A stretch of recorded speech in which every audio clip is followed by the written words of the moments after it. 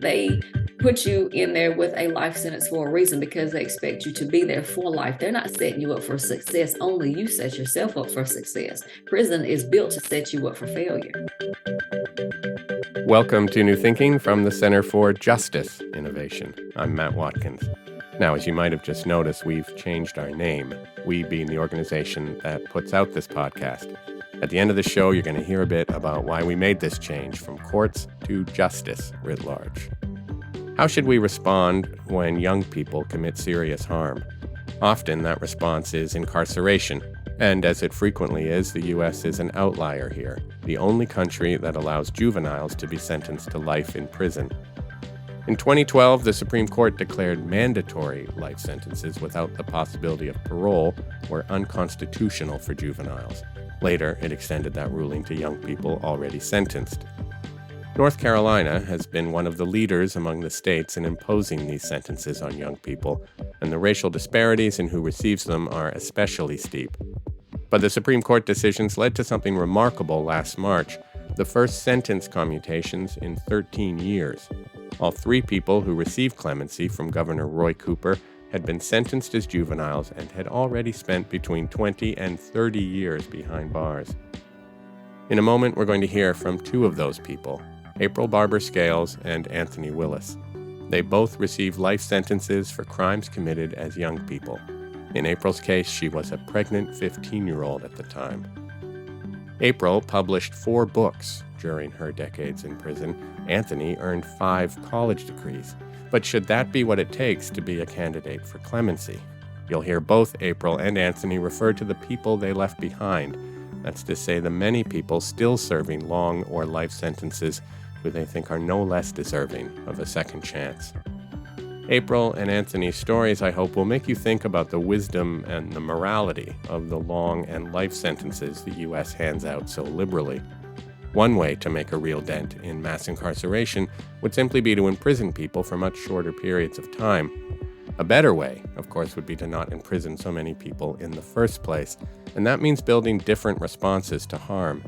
In the final third of the show, you'll hear a conversation I had with 2 remarkable people in Baltimore from an organization called ROCA. ROCA works exclusively with young people, generally deeply traumatized young people, at high risk of violence. For them, the default response of punishment and incarceration is generally only making things worse. This is, I think, an inspirational episode in more ways than one, but a heads up, there are some pretty frank discussions of violence in here, so please do take care listening. First up then, my discussion with April Barber Scales and Anthony Willis. They've become close friends since their release almost a year ago. I learned that they spoke often by phone. I started our conversation by asking if they could tell me some of what they talked about. April speaks first, followed by Anthony.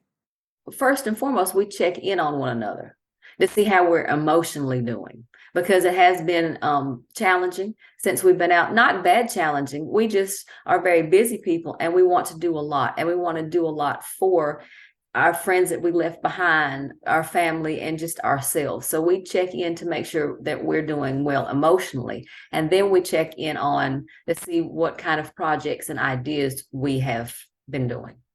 The way we met, I think, was very unique. And I didn't really know what to think. The first time I spoke with her, she was just like this fireball full of energy, and just so enthusiastic. And we immediately realized how much we have in common. So we found ourselves talking almost every day saying, what do you do today? Did you get your license today? Did you have trouble with the DMV? Did you have trouble trying to log in on this or that program? So it was very encouraging because no one else could really relate to us or understand the challenges. So anytime I have an opportunity to do something productive, I normally contact her first saying, someone called me about this and I told them that we're a package deal. Are you available? Just like this podcast here, I feel comfortable with her being there because she has a very unique perspective by her being a female, being pregnant, being while she was charged and giving birth to her son whenever she was incarcerated, and making her way through one of the most difficult things anyone can ever face in their entire lives. And she's coming out thriving, being successful. So she's just been a joy to be around, and we do relate to each other in that. And she does the same for me. I get phone calls from people like, who are you? So April told me to call you, like, okay. So So we do help each other in that regard. Yes. So what has the transition been like for both of you? I think Anthony and I both have realized that the little things to people that have been out here are like giant things to us. The little things that people take for granted, we would never take for granted, like the fact that we can see a tree, the fact that we can touch a tree for that matter, or just see nature, just be able to pick up the phone and not have someone have to push 5, have to only speak 15 minutes, have a lot of noise in the background. And, just it's just the everyday little things that don't matter to other people matter to us. Yeah. I remember the first time I was at a stop sign and there was like a duck on the side of the road, and I was stuck just looking at the duck. And they're like, "Go!" I said, "There's a duck right there. You see, there's a duck." They said, "Yeah, but there's a stop sign. Can we go?" And because the smallest things that, like she said, that we take for granted, we don't get a chance to experience in nature, the freedom of being able to walk to your refrigerator whenever you want to, being able to walk on carpet after so many years, because incarcerated, you don't have that. To be able to have access to your bathroom anytime you want to instead of waiting in line for the bathroom. Those are incarcerated, to get paid like 40 cents a day, 4 dimes for working 8 hours. Some make 70 cents a day. And if you make $1 a day, you feel like you're like one of the wealthiest people at the prison. Oh, you bougie then, yeah. The one thing I would tell anyone who's looking to hire someone who's been formerly incarcerated is this: for the most part, someone who experienced prison would be your best employee. Being able to work for $18, $21 an hour, that is amazing compared to 40 cents a day. Knowing that they have so much to lose, yet so much to gain. Needing that job because they have to pay restitution, child support, probation fees, whatever the case may be. Those are some of the arguments I make to potential employers to let them know to just be open to someone who has that background, because they could potentially be your best employee. Yeah, I mean, Anthony, you just referenced it there. You guys are both, I mean, along with doing, work to keep yourselves supported, you guys are also, both of you, I think, doing work to help people who are still behind bars. April, do you want to go first? Maybe I'm talking a bit about that. Yeah, I do a lot of advocacy and a lot of work with the organizations that helped me along the way. And once they have gotten wind of my story, they want me to come speak on their panels. I have moderated some panels. I started a business, Fenced In Fighting for Freedom advocacy, to be able to go back and advocate legally, so to speak, for those that I left behind. And a lot of the connections that I have made with just calling and inquiring things that my friends in there have asked me about. Like, for example, someone asked me the other day, she was talking about someone incarcerated who needed a MAP. And a MAP is stands for Mutual Agreement Parole Plan. And I said, well, call this person about, such and such as MAP. And they were like, oh, you have the number? I was like, yeah, let me check. And they're like, oh, thank you. And they were just so overjoyed. So it brings me joy to be able to provide resources to the same people that provided resources for me. Absolutely. Anthony, you've also been doing work, I think, really focused on people who are still behind bars. I'm currently the program director for a nonprofit organization called North Carolina Cure. And what we do is we advocate for the humane treatment of those who are still incarcerated. We receive letters daily from those from different prisons who are experiencing some type of hardship, challenge, discrimination. And then what we have to do is we review the letters, we kind of vet out the information, and we try to report it to the appropriate authorities, especially if it's something immediate, someone who is threatening to harm themselves or anything of that nature, because there are things that are going on inside the prisons that no one knows about. And those who are incarcerated, April and I know that you don't have a voice in there. Also, I do a lot of speaking engagements at different places, different schools, different churches. Mainly my story is about hope, forgiveness, and redemption.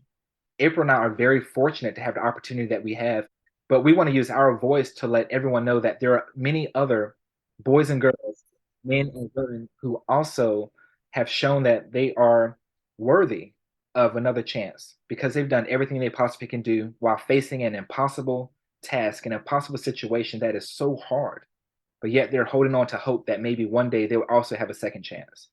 Yeah, I mean, it seems like, clemency across the country and North Carolina is just so hard to get. I think the two of you were one of a group of three who were the first in 13 years, I think, to be granted clemency. And you all sort of accomplished so much while you were in prison. I think I can only imagine through just a kind of immense effort of will. April, maybe I know you've published some books. I mean, can you talk about some of what you managed to accomplish while you were in prison? I mean, going in there, I think at age 15, I saw somebody saying you took advantage of every opportunity there was, but there weren't always so many of those opportunities, right? No, and over time there were less and less. And a lot of times when I would sign up for classes, especially ones toward a degree of some sort, I would be denied because of the length of my sentence. The law changed back in the early 90s, saying that people with a life sentence would be wasting the taxpayers' time and money, and they would automatically deny me the opportunity for education. So that's sending you a message of, Yeah, that you're just thrown away, that you're yeah. not worthy of change. So there was at some intervals no opportunity for me to show growth and growth and progress, because the state automatically denied me access to educating myself. And if I had not taken the opportunity to just read what few books in there were and just talk to different people, then I'm not sure exactly what place I would be in at this moment. I wasn't able to obtain a license in cosmetology, a paralegal certificate, and an advanced paralegal also.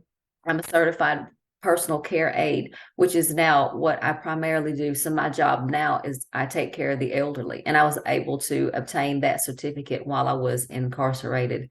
I did write while I was in there. That was one of my means of escape. When I wasn't allowed outside, I just had to get it out some kind of way. My way was with words. So I did write 3 books. I actually wrote 4 books while I was in there. I wrote Memoirs of Susie, which was about the relationship that I had with my mother. Just a little bit about my past. Both of my parents were incarcerated. So I grew up seeing the inside of a prison at like 8 years old. And my mother was on drugs back and forth. So she and I didn't have the best relationship. She actually came to prison 3 times while I was there, which was a very challenging situation. She only visited 3 times, you mean, over all those years? She visited 3 times because she was incarcerated with me. Wow. That's why she visited, because she came to do time herself. Yeah. And then I have 31 Days of Growth and Reflection, which is a meditative journal. And they're all original quotes. It was just things that would go through my mind that the average Joe could relate to. Even though I was physically incarcerated, my mind tried to stay as active.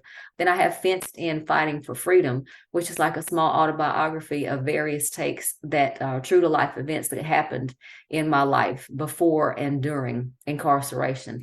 And lastly is Quotes 365, which is a 365-day meditative journal.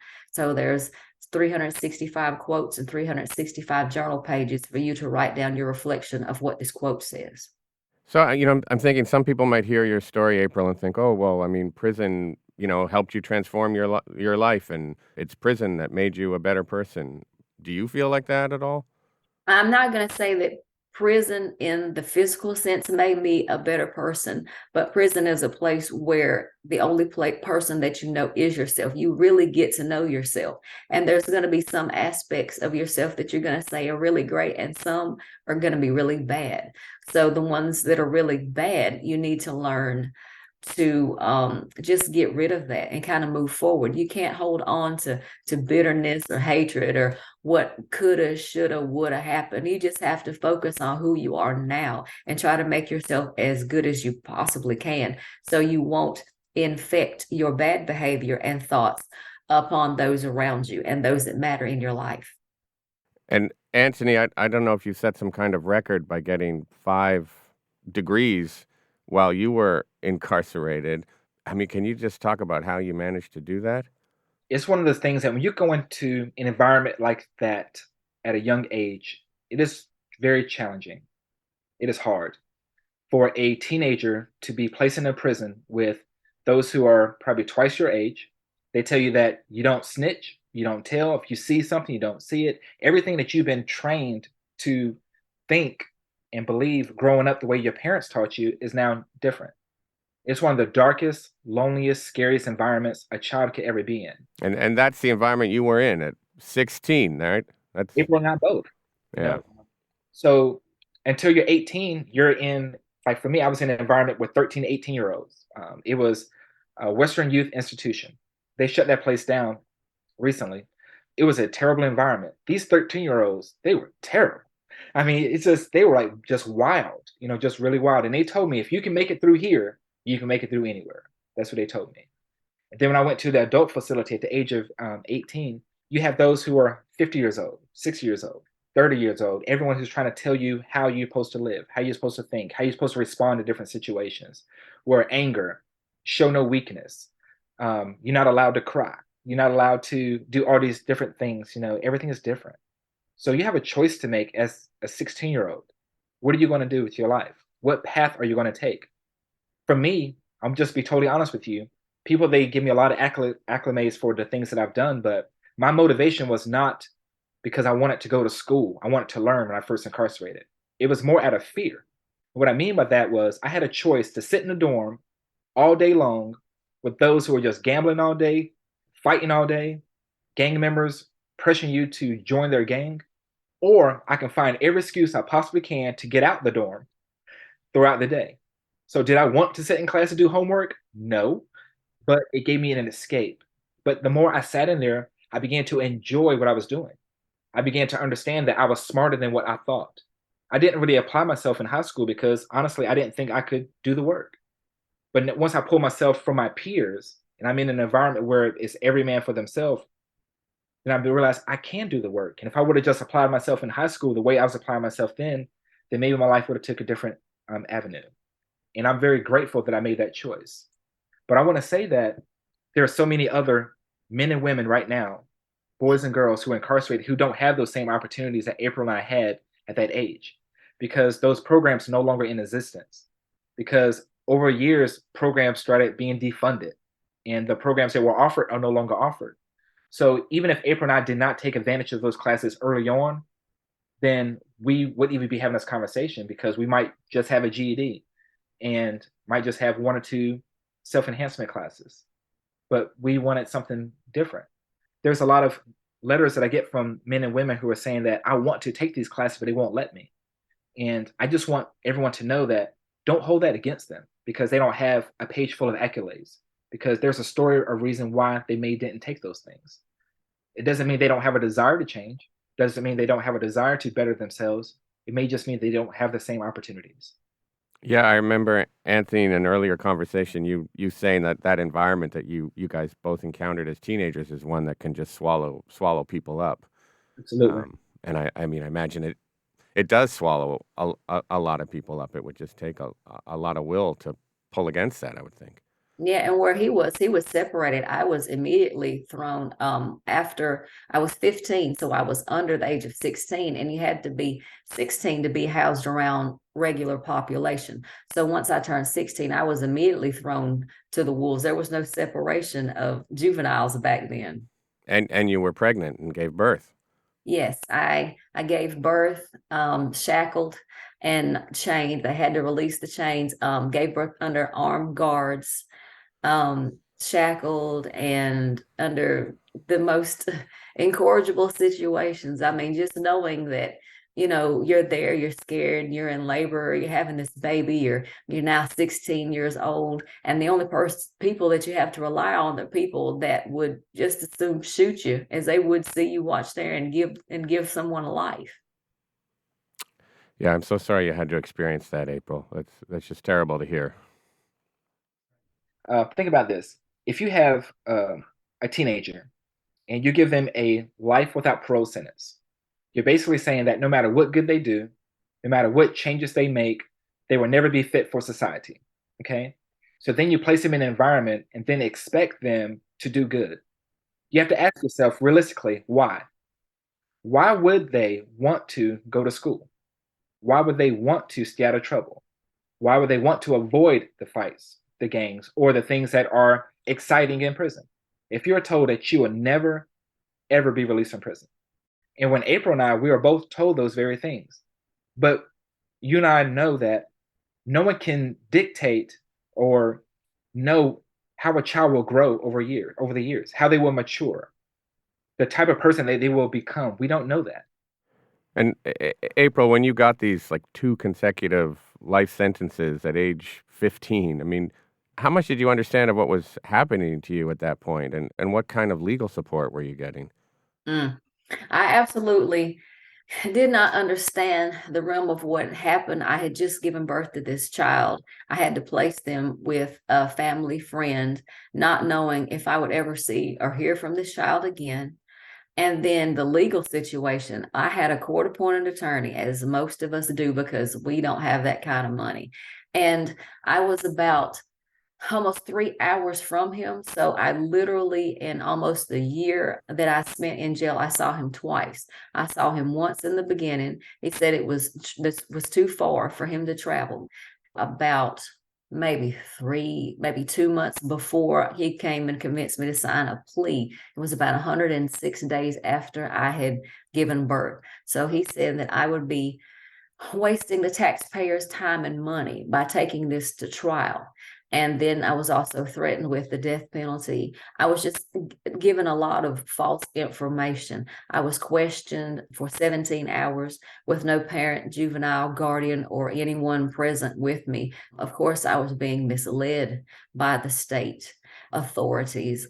They never investigated why this happened, what even remotely led up to this. There's been no psychological evaluations. So they just wanted this conviction and put this situation behind them. But putting it behind them was not putting it behind me. It was setting me up to have all these challenges and just try to figure things out by myself. And so it was impossible to do so. As we sort of are moving backwards here through both of your lives, I'm wondering, Anthony, if you can talk a little bit about what was going on in your life at the time that your crime occurred, and you're a 15-year-old boy or 15-year-old man. Well, I was that kid who wanted to fit in. I was from a single parent home. I have 5 siblings. My mother, she did everything she possibly could to raise us correctly. So, she worked many hours every week just to make sure we had everything that we needed. We didn't have everything that we wanted, but we had all of our needs. So there was no reason why I need to go out and start exploring and committing crime. That's not the case for everyone. There are a lot of people who I would never justify committing crime, but when you see their background, you can kind of understand why they thought that way. But I was not in that situation because I didn't have the same clothes, shoes, jewelry, things that my other peers had. I wanted those very things. So I began to associate myself with the other, boys, girls who had the very things that I wanted. And I found out that they were breaking into houses, they were breaking into cars, stealing speakers and radios and things of that nature and having them pawned. And I started doing things of that because I was that kid who would walk down the hallway of school and it felt like I was invisible. I felt like I could miss a week out of school and no one would even notice I was not even there. And I didn't like that. I did not feel like feeling that way. So, like I said, I began to associate myself with those who would accept me, but it was because they wanted me to do the things that they were doing. It wasn't because they cared about me or they were my friends. It was just a way to use me in a sense. But in my 15 to 16-year-old mind, I wasn't able to rationalize that at that time. So, whenever we started doing things, it started getting more progressive, breaking into more houses, breaking into more cars, and stealing cars. And then we had an idea to rob a store. And that's where the crime took place. And in my mind, I never in a million years would have thought that a life would have been taken. An innocent person's life was taken. And that's something you can never take back. All I saw was going into this place, getting money, leaving, and buying the things that I wanted. And everything changed. A life was taken, a family was destroyed, a father, a friend, a son, an entrepreneur, a military hero is now gone because of my selfishness, my greed, my immaturity. And if I could change it, I would. In my mind at that time, I was afraid, I was fearful, I was immature, but that's no excuse for my actions because I was raised better than that. And that's why I work so hard to do good in the world today. On that day, I took so much. So now I said, now I want to give. I want my life to be productive, where it would be no more minuses in my life. Everything would just be pluses. That's why I volunteer with homeless shelters. That's why I help with food drives. That's why I accept the calls from those who incarcerate and get them anything I can to help them, because I want my life to be positive. But as that juvenile, I didn't see the big picture. All I saw was the here and now. I want this, I'm going to do that. But as I got older, my perspective changed. And if I could change that day, I would. But through my incarceration, the things I experienced, it helped me to become the person I am today. I wish I didn't stay there as long as I did, but that environment, it taught me to value the very things I took for granted. It taught me to value my freedom, my family, my respect for my neighbors, and for their belongings. And that's why I go to high schools now. And I want them to understand that I can relate to you. I've been in your shoes. And don't feel like you're invincible. Don't feel like you'll never get caught, because I promise you, you will. You do not want to spend the rest of your life in prison, because once you're there is no apologizing. There is no possible, not even a second chance. So I want them to understand from my mistakes, from my choices, that everything we do is going to have positive, negative consequences. And April and I want our lives to have those positive consequences. I hope that answered your question. I know I went on and on and on. No, it certainly does, Anthony. It certainly does. And I see April nodding along with a lot of what you were saying. I imagine, April, a lot of that resonates with you, and maybe we can talk a little bit about your own story at around the same age. Yeah, I was 14 and I met this guy who was 29. We snuck around for about a year before this happened. And then, of course, at that age, you're in love and you're so much under the influence of people around you. And just like Anthony, some lives were lost. I think that looking back, that I was involved with this guy because I wanted that love, that nurture, that father figure. My parents were incarcerated, so I grew up seeing the inside of a prison. I was raised by my grandparents, by my maternal adopted grandparents. So there was never a sense of normalcy. For me, I kind of too felt like I didn't belong because I realized that I had been adopted at a very early age. My parents looked different, and that kind of, I always wondered why. So as I got older, I realized why. Like I said, my mother was, she had started getting in trouble early. She was on drugs. My father was in and out of prison. I knew both my parents. I was around my mother somewhat when she wasn't incarcerated, but I also saw the negative footprints that she left in my life, as well as my father. And there was just a void, there was a hole there. And so when this person, this adult that was twice my age, saw that, he gravitated toward me. And so I latched onto that because that was the one thing that was tangible to me. I had this one person that absolutely loved and adored me, then I would follow to the end of the world and back. And so this person convinced me that we needed to get rid of the oppositions in my life. And the oppositions at the time were my grandparents. So under his influence, I was supposed to do this thing and scare my grandparents, kind of like this dumb Lifetime movie where something tragic happens and everyone is all, oh, it's okay, we love everyone, and they're all hugging on the lawn and stuff. And, please don't look at Lifetime movies, because I promise you it's not going to always end well, clearly. So he convinced me to just cause this fire that would, everyone, like I said, would just run out. But in the result, my grandparents died. The very ones that loved me and reared me and geared me to the foundations of the positive things I have in my life, those lives were destroyed because of my juvenile actions. And because I was under the influence of this man twice my age, who happened to also be the father of this child that I spoke of earlier. So I had all these emotions and influences and stuff, and it was just a very bad situation. But of course, the same things that I did at 14 and 15, I would definitely not do now at 47. And I do think that those that I left behind do need to be, their backgrounds need to be taken into account. Just not what they did, but things led up to what they did, because 9 times out of 10 there's a reason. You might find one child that's just a bad seed, quote unquote, but for the most part they're all great people. They're just in bad situations, and sometimes they just don't know how to get out of those bad situations. They feel like they're backed into a wall, like April and Anthony thought we were backed into walls, and we came out of that corner, but we came out of that corner doing something dumb that led us to a lifetime of incarceration, had it not been for Governor Cooper. I mean, as the sadly, experts on the juvenile justice system that you guys both are, if you guys are the advisor to a mayor or a governor who's trying to sort of rethink our approach to juvenile justice, what would be some of the chief things that you would want to see happen, that you would advise happening? I would want there to be certain criteria. If you give someone a life sentence, give them hope after 25 years. But building up to that, I think in 5-year increments, you should be reviewed and given an opportunity. It's levels. They should have different programs and opportunities for you to not be thrown back into society at one time, but certain levels that you reach to move you toward a freedom. But then you'd also sort of have to overhaul the prisons, no? So that it was easier to access these opportunities, and they weren't the kind of environments that you guys both encountered, right?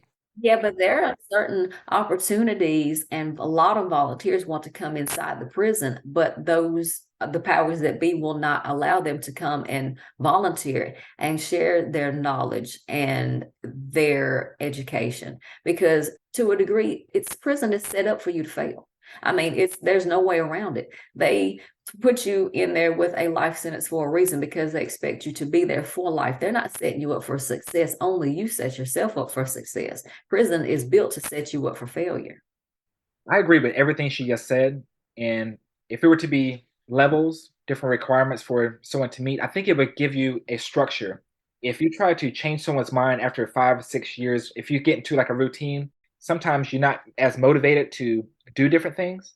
But from day one, if your case manager tells you you're in this lifers program, you can enroll in it or not. It's up to you. If you want to have a chance to be released, sign up for this program. But this is what you have to do. Starting today, if you don't have your GED, you're starting school tomorrow. And you have 5 years to get your GED and to take 1 or 2 substance abuse programs or self-help programs. Then from year 5 to 10, do things like that. But I think there's also should be some type of financial contribution as well. As you get closer to that 25-year mark, there needs to be some type of program where someone can start earning money to sustain themselves. So if they were to be released, they can actually provide for themselves. That's one of the biggest things I see in North Carolina that is an issue. Whenever a person is released, they give you $45 whenever you leave the prison.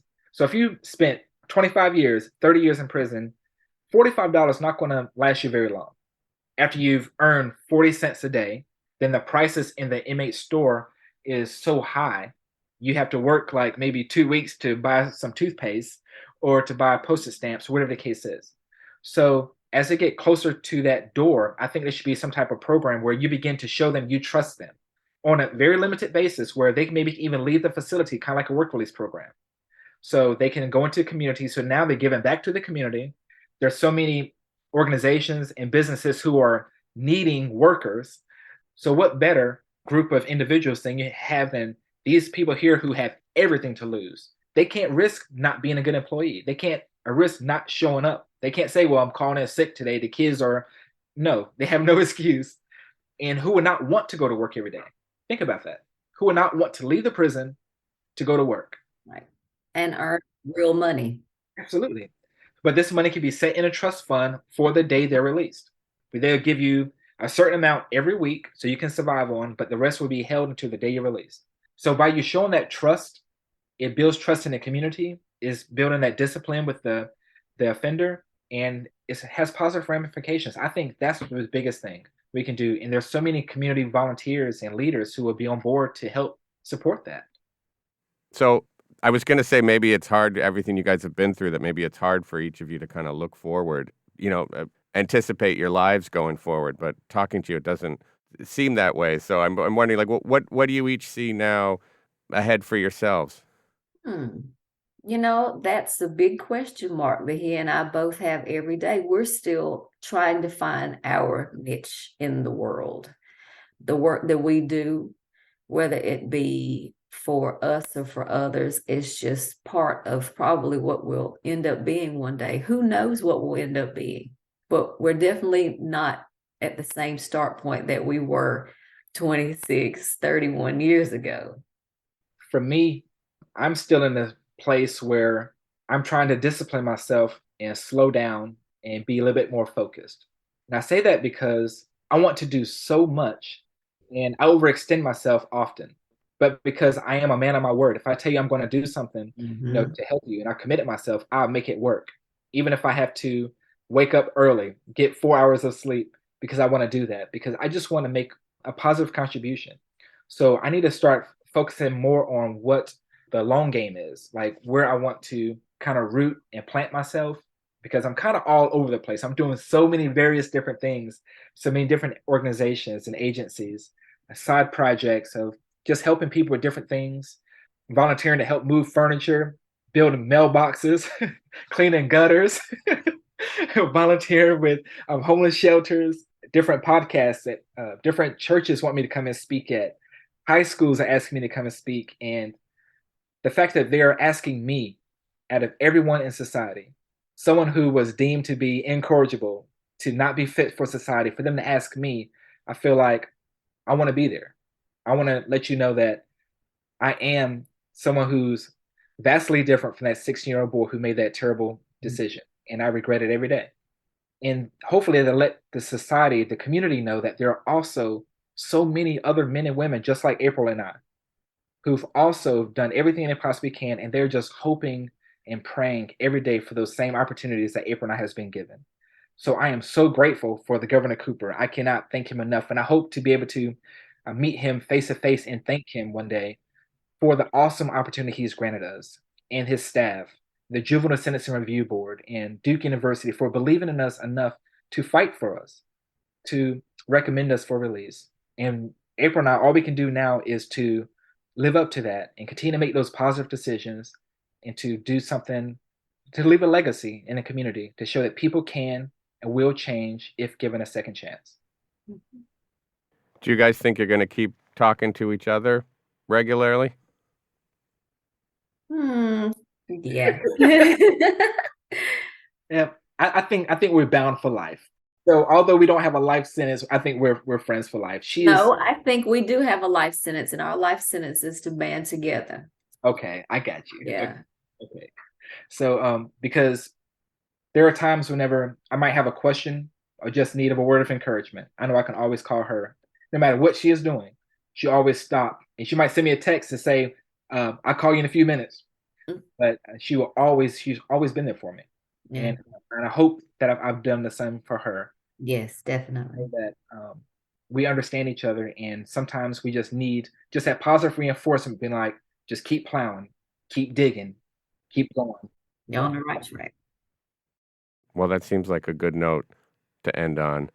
Yeah, I just want to thank you guys immensely for taking part in this and the conversations that we've had leading up to it. Yeah, it's just been an immense learning and affirming, really, experience for me, and I hope for everybody who listens to this. So, congratulations on your release and on everything that you're doing to bring goodness into the world. I think it's really a remarkable thing. So, thank you so much. Thank you, Anthony. Thank you, April. You're welcome. Thank you. Thank you for having me. That was April Barber Scales and Anthony Willis. There are some really moving photographs of each of them on our website. Click the link in your show notes or go to innovatingjustice.org/newthinking.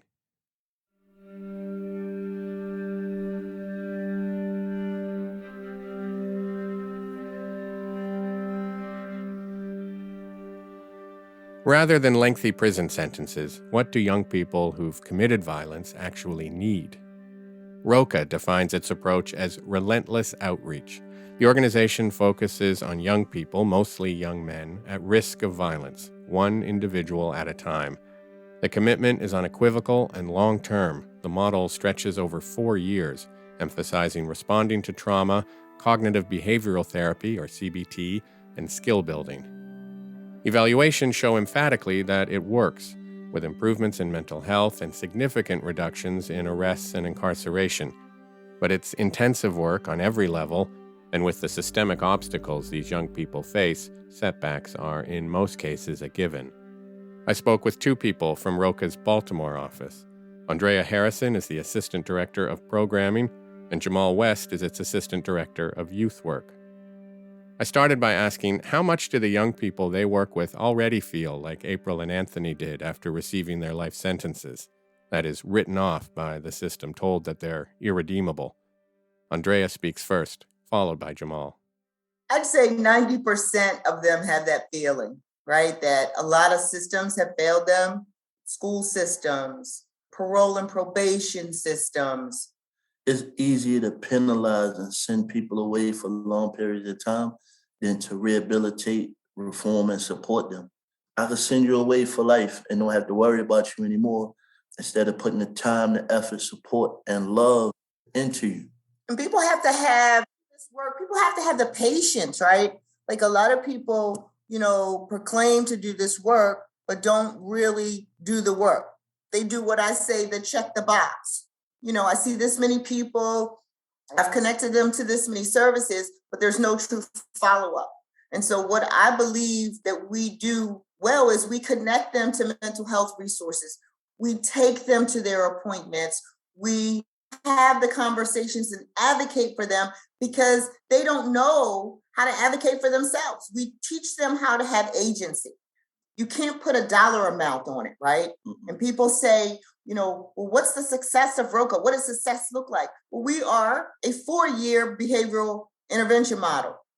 And we're saying in Baltimore, 4 years isn't enough. Some of these young men need 6 years. Some of them didn't make it through school. Our school system is so poor that they walked away with a 5th, 6th grade education. So how do you expect a 5th or 6th grade educated young man to be able to sit at a job interview or to be able to have a conversation about the medical services that they need or mental health when they haven't even been given the information that they need to be able to advocate? The young people you're talking about are mostly what you call high risk for violence. And I've seen where one of your colleagues referred to them as deep end kids. Well, what does that mean? I mean, what makes them high risk for you guys? So what makes them high risk is they don't have the capacity to regulate their emotion. If someone stares at them too long, they're in fight, flight, or freeze. They're always looking at everything is an adversary. Everything is against me. They don't walk outside and like, oh, it's sun shining and it's beautiful and I'm just going to walk down the street and enjoy the day. No, someone's after me. I got to be on guard all the time. So whether it's with words that are negative to push you back, whether I'm going to pull a knife on you to keep you back, I'm going to pull up my shirt and show you my gun to push you back. That's their way of protecting themselves. They don't always want to hurt someone, but they want to protect themselves. So if that means me or you, then it's going to be you because I'm a survivor. They see themselves as survivors and they'll fight for their lives for that survival. And Jamal, what kinds of things are they, having to survive? Andrea mentioned fight, flight, or freeze, which is like a kind of classic trauma reaction, right? I'm just like, what kind of life histories are the young people you're working with? What are they carrying with them? So let's talk about these young men that grew up in broken homes. Mom and dad are not in the house. Sometimes they have no parent at all. Sometimes they are the adult. 15 years old, they are adult or head of household because whatever it is they're doing in the street to make money. So what are they protecting themselves against? The harsh realities that they got to walk out that door every day, knowing that they're not the only ones with a gun. So they have a gun because they know others around them have guns. They have to fight to make money if they out in the street and they hustling. They're definitely not going to school for the most part. If they out on the street trying to make some money to put some food in their mouths, put some food in their household, help pay a gas and electric bill that might have went up. Just think of how many others have that same mentality as them. So, and people are really, surrounded often by real experiences of violence, right? and having witnessed it. Yeah, absolutely. And what does that do to people in your experience? So the layers of trauma on top of each other, can be catastrophic. So you see, we have one young man who saw his father murdered by his father's best friend, and he jumped out of a third-story window as a 8-year-old or 10-year-old, maybe. I apologies, but young, not a teenager. He jumped out of a window. Father's gone. You just saw this. Is the best friend trying to kill me? Who knows? Mother not around. You're raising yourself. You're raising yourself. And so the scarcity, I can't trust anyone. So we work to what we call build transformational relationships with these young men. If we say we're going to do something, we do it. We make sure that they don't have basic needs that you and I take for granted. And I'm so passionate about this because I'm like, it's 2023. Why? In the richest country supposedly in America, are we treating our youth like this? Baltimore City has one shelter for young people. When I say young people, I mean under 24. One 12-bed shelter. 12 beds for the city of Baltimore. Co-ed. It's co-ed. And there's one space for a mother with a child. It's unacceptable. You cannot house our high-risk young men in an adult shelter with other homeless people. You can't. It's a recipe for disaster. So I don't know. I get frustrated, but we house them. We find housing for them. We talk to our partners, and we have to explain to them, this is what high risk is. He may punch a wall. He may punch a hole in your wall, but we'll pay for it. We'll fix it. But he needs somewhere to stay because it's not safe out here on the streets. And we find some partners who say, nope, I'm not interested. We find other partners who will work with us. But we are upfront and honest and to say, look, we give a young person can't get kicked out of ROCA. And when I tell this story all the time to other providers that say they do this work and they work with high-risk young people, I say, well, if a young man comes into your program, he spits on you and pulls a knife on you, what are you going to do? And unanimously, most of them say, call the police. And I say, that's not what we do at ROCA. We wipe the spit off, we take the knife, and we have a conversation. But that is a true story. And that young person had got fired from our work crew that day. The night before, unbeknownst to us, his parents had put him out. And he wanted to come upstairs to get something to eat, chill on the sofa, watch TV to figure out where he was going to sleep tonight. And he was a little embarrassed to tell us all of that at that time. So the knife wasn't to hurt staff. The knife was just get away. I want to be left alone right now. Just let me do what I want to do to get myself together. But had he been somewhere else and done that, he could have been locked up or killed by the police. And at the end of the day, we don't do that. We know that these young people are traumatized at a very deep level. And we have to work with them to get to the core of that trauma to help to heal them so that they can be whole, so that they can learn how to regulate their emotions. A lot of them, you ask, how you feel today? How you feeling? They'll say good. They don't even know what a feeling is. Good's not a feeling. So we're teaching them at the basic level about behavior, your body, your emotions, and how important they are to your success. I imagine that can be a long process, just trying to get these young people to trust you guys at all. Like, why do they want to talk to this nonprofit? I mean, how does that work?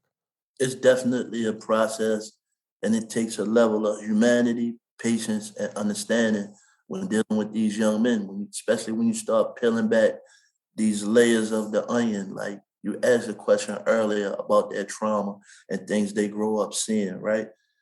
A lot of it is normalized to them.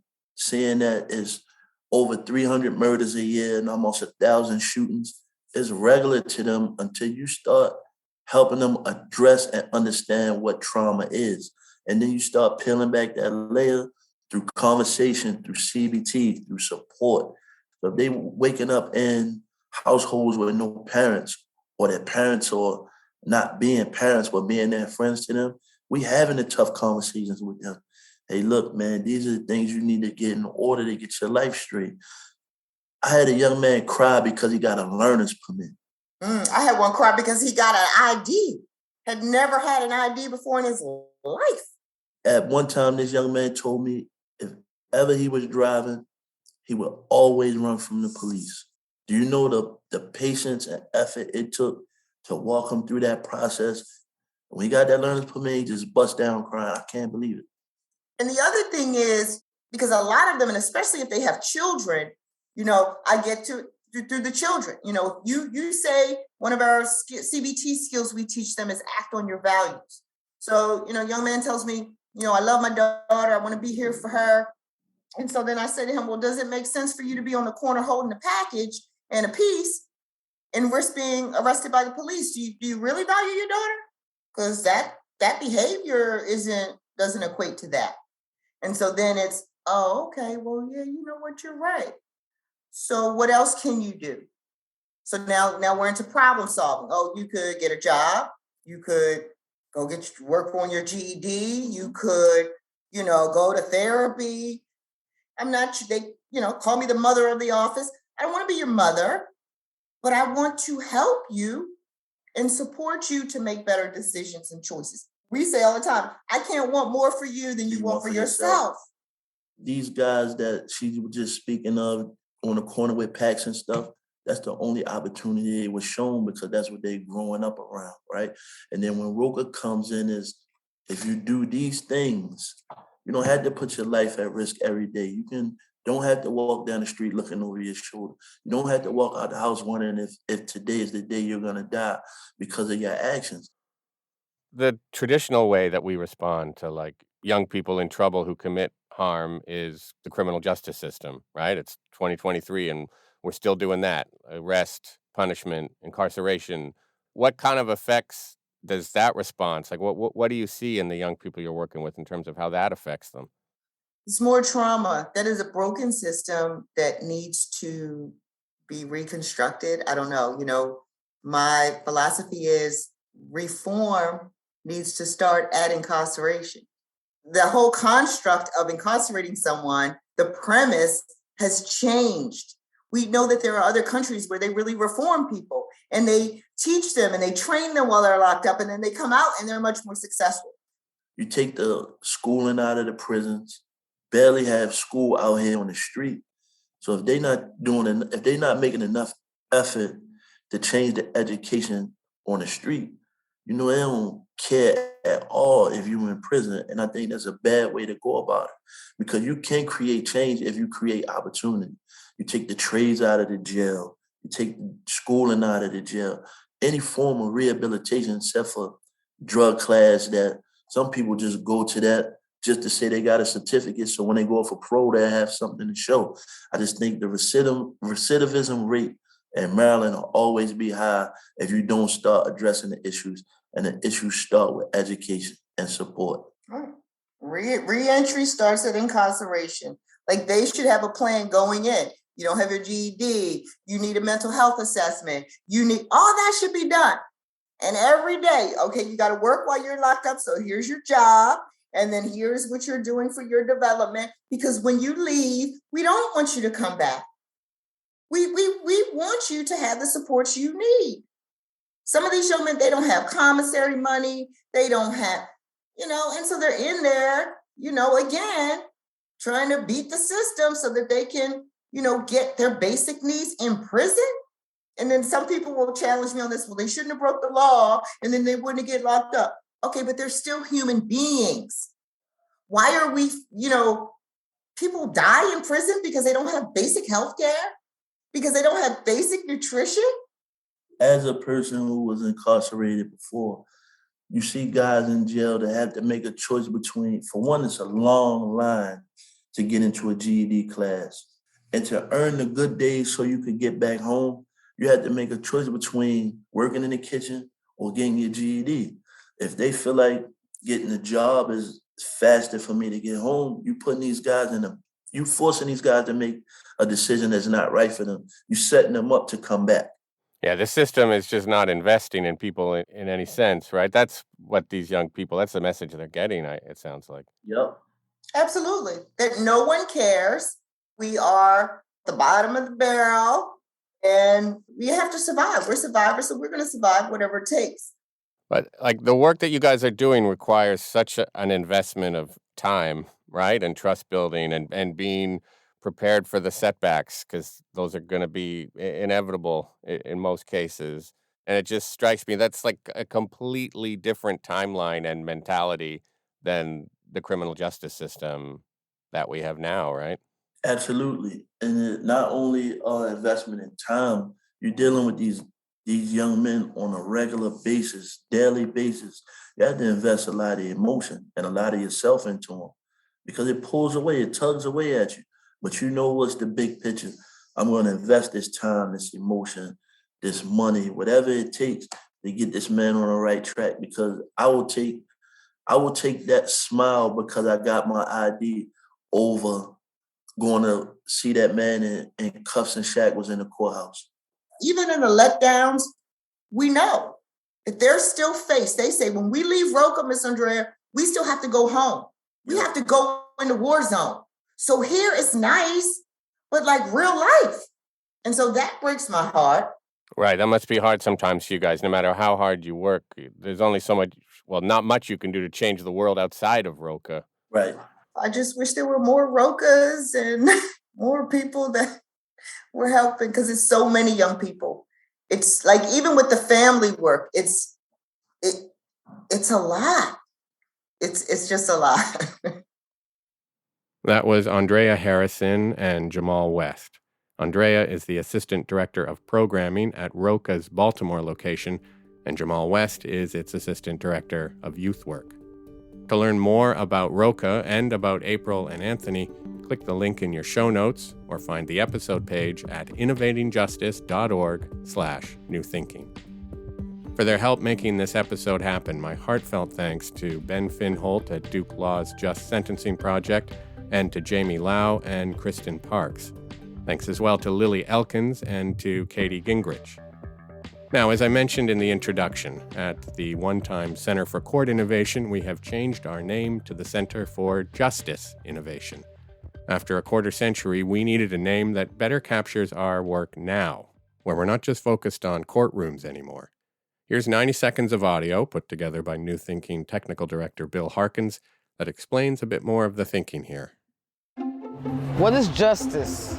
Justice is community, equity, Trust. Fairness for everyone. dignity, Inspiration. Aspiration. treating people as people. being fully seen and being fully heard.